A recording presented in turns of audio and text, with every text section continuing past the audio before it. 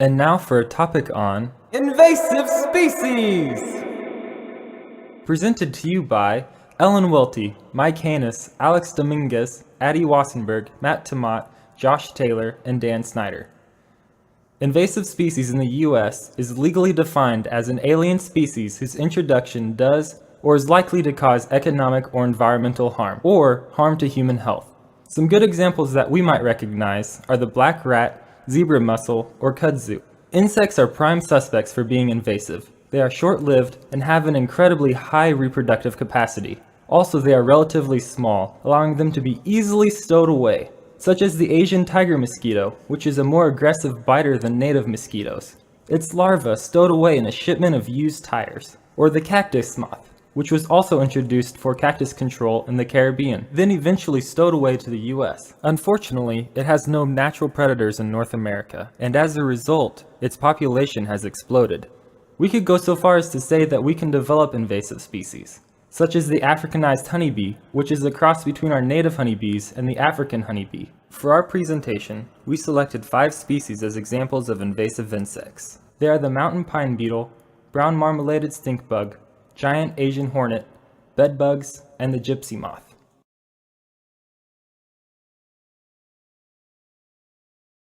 During the 20th century, bedbugs were essentially no longer in existence. However, in this century, these insects have become more and more known. Reports of these have been all over the United States and Europe. Bedbugs are generally found on birds and mammals, including humans. These insects are rather small, around 4 to 12 millimeters, and appear to have a slightly smashed look. Bedbugs have a characteristic smell. They have a beak and generally lack eyes. They are blood-feeding insects and are considered a pest. There is no way for bedbugs to fly, but they use passive transportation on their host. Their means of transport can be through suitcases, used furniture, and clothing. An adult bedbug can survive more than a year without a blood meal. Females can lay anywhere from 200 to 500 eggs in their lifetime, usually around 2 to 5 eggs per day. These pests feed during the night when their hosts are inactive, generally around midnight, and usually take 5 to 10 minutes to complete. They are attracted to heat, CO2, and different odors. When bedbugs are not feeding, they find tight spaces with little light, such as bed frames, headboards, or mattresses. With these qualities, they are hard to find during the day. Different ways of finding these pests are by their dark fecal stains in the seams of mattresses and box springs, a strong flashlight in cracks near the sleeping area, and sometimes, when in large groups, they tend to have a sweet odor. When traveling, a few simple tips to avoid the problem. Don't place luggage directly on the floor, examine the bed and bed frame for bed bugs, and when coming back home, wash all clothes on the hottest cycle setting and store luggage in the garage. The gypsy moth is native to Europe. Adult males are brown to gray with dark markings and a scalloped pattern along the wing edge. Females are white with small brown markings and are much larger than the males. This species was first brought to the U.S. in 1869. They were imported by a professor who was doing research on silk production in Massachusetts. Since then, the gypsy moth has spread across the eastern U.S. and into Wisconsin. It is the caterpillars that emerge in late April and feed until late July that do all the damage. They are voracious eaters and can completely defoliate entire trees. Aspen and oak trees top the list of over 500 preferred host species. They defoliate more than 1 million forested acres annually. Repeated defoliation can lead to the death of many trees, changing the mix of the tree species and affecting dependent wildlife.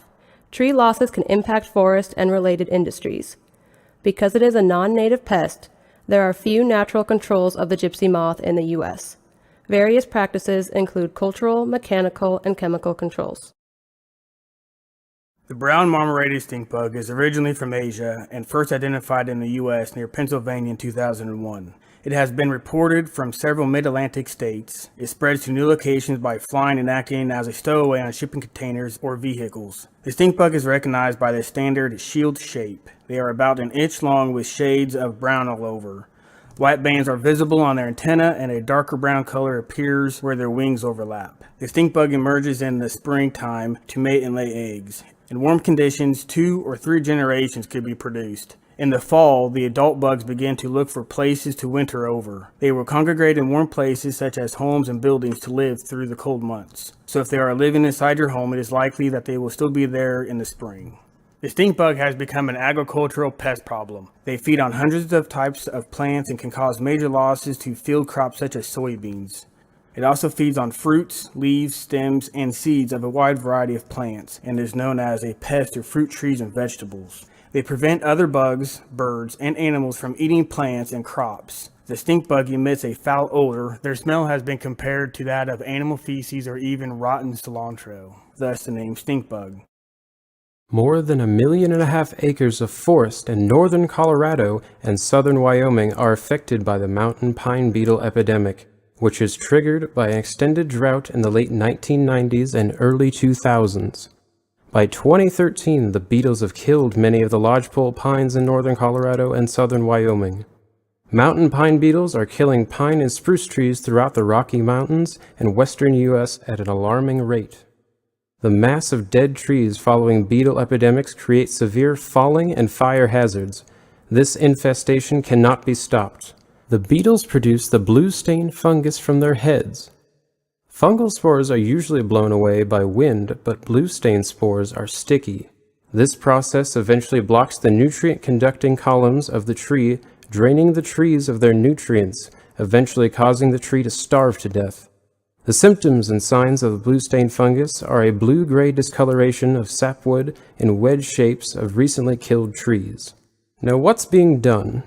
The Forest Service is implementing numerous projects, fuel reduction, and timber management, in cooperation with communities, municipalities, water conservation districts, and state agencies, to reduce the impact of wildfires and other hazards. Priority is given to the projects that help protect watersheds, areas along roads and transmission lines, and recreational sites and scenic views in the wild-urban interface. In addition, these same partners are working together to develop emergency management strategies and organizations. Efforts are focused on high-priority areas where much can be accomplished, and efforts strive to act decisively across ownership boundaries in the most cost-effective and environmentally sound way. At speeds of 25 miles per hour, a 2-inch by 3-inch frame, and nearly a 1/4 inch stinger, Vespa mandarinia, known commonly as the Asian giant hornet or Suzumbachi, is quite a threatening invasive insect. 5 stings can cause anaphylactic shock and renal failure in humans, and 7 stings from the slightly smaller Japanese subspecies known as the yak killer hornet can cause the death of a cow. The extreme predatory behavior and immense size comparison of up to 5 times that of the European honeybee allows these Hymenoptera to overtake a record 40 bees per minute so that they may prey on bee larvae and gorge on their honey. Decimation of entire bee colonies in one sitting is not uncommon, and we need not speculate on what another threat to the honeybee could bring. Skeptical experts have hypothesized that due to warmer temperatures, mating season aggression, increased habitat growth, and a decrease in their natural enemies, these dudes are ever-present and moody. With only infrequent sightings across the North American continent that may be attributed to geek bug enthusiasts or straight-up BS, it would appear, and one expert concurs, that they are content to stay within the confines of Asia. That said, China has recently made headlines as nests of these creatures are avidly being eradicated, while swarms of angered hornets have currently killed 42 and injured almost 1,700. Upon a notion by the Brits that the Asian giant hornet will enter our warmer climate port towns through trade products, we elect this dude to be moved up to the keep an eye out for list. Those of you frightened for your life should, of course, turn to the internet for help at www.greatbighornet.com. Those of you who find them cute, like them on Facebook at www.facebook.com/Asian Giant Hornet. So now you know some invasive insect examples. As you may have noticed, their impacts are ample, eating our crops and spreading disease and decreasing biodiversity. Ongoing trends show invasives on the rise and initially unnoticed due to their small size. Insect characteristics give them the advantage to carry on enduring and snowballing rampage. Short reproduction time is also key for insects' high dispersal ability. When you're producing multiple generations, uncontrolled leads to exponentially increasing populations. And one more invasive insect feature that has helped them become expansionist creatures is an association with humanity, using people for food and transport systematically. So I hope you learned something about invasive species and how insects in particular are invasives increasing. And next time you take a trip and transport things around, you'll check your bags to make sure bugs stay where they're found.